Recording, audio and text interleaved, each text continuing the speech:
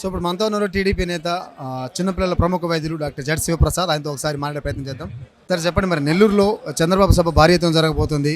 అదేవిధంగా నెల్లూరుకి నిన్న మొన్నటి వరకు వైసీపీకి నెల్లూరులో పెద్ద దిక్కు ఉన్నటువంటి వీపీఆర్ గారు ఈరోజు టీడీపీలో చేరుతున్నారు. ఈ పరిణామాలను ఎలా చూడొచ్చు సార్? ఇది ఈరోజు జరుగుతుంది చాలా శుభ పరిణామం. నిప్పుకి గాలి తోడైనట్టుగా వీపీఆర్ లాంటి నిస్వార్థపరుడైనటువంటి నాయకుడు పార్టీలోకి రావటం అనేది చాలా సంతోషించదగినటువంటి పరిణామం.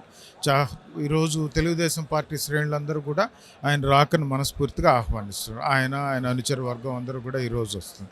ఆయనకి చాలా మంచి ట్రాక్ రికార్డు ఉంది. పొలిటీషియన్గా అంత అరుదైనటువంటి ఘనత లేదా రికార్డ్, మంచితనం ఉండేటువంటి వాళ్ళు చాలా అరుదు.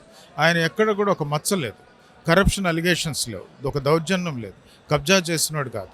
ఆయన గౌరవము విలువలతో కూడినటువంటి పాలిటిక్సే నడిపారు. రాజకీయాల్లోకి రాకముందు ఆయన పలు సామాజిక సేవా కార్యక్రమాలను తీసుకున్నాడు. వెనుకబడిన ప్రాంతాల్లో నీటి వసతి కల్పించడం, ఉపాధి కల్పించడం, విద్య ఇవ్వడం, వైద్యాన్ని అందించడం, ఇటువంటివన్నీ కూడా ఆయన ఆచరించి చేసి చూపించాడు.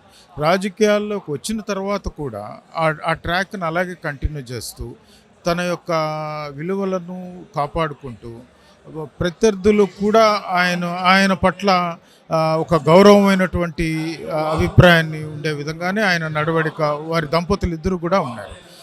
అనేక ధార్మిక కార్యక్రమాల్లో పాల్గొంటున్నారు.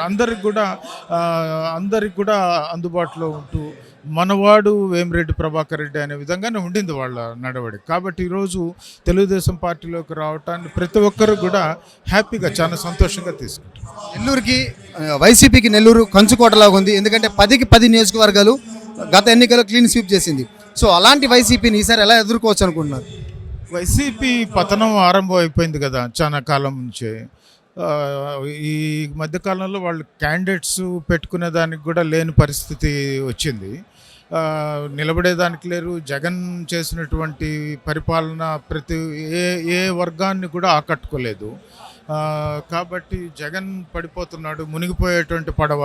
కాబట్టి ప్రతి ఒక్కరూ కూడా జగన్ పట్ల విశ్వాసం సన్నగిల్లింది. చంద్రబాబు నాయుడు అయితేనే ప్రస్తుతం ఉండేటువంటి పరిస్థితుల్ని, రాష్ట్రాన్ని సమర్థవంతంగా పరిపాలించగలిగేటువంటి అభిప్రాయం ఈరోజు ఆంధ్ర రాష్ట్రం అంతా ఉంది.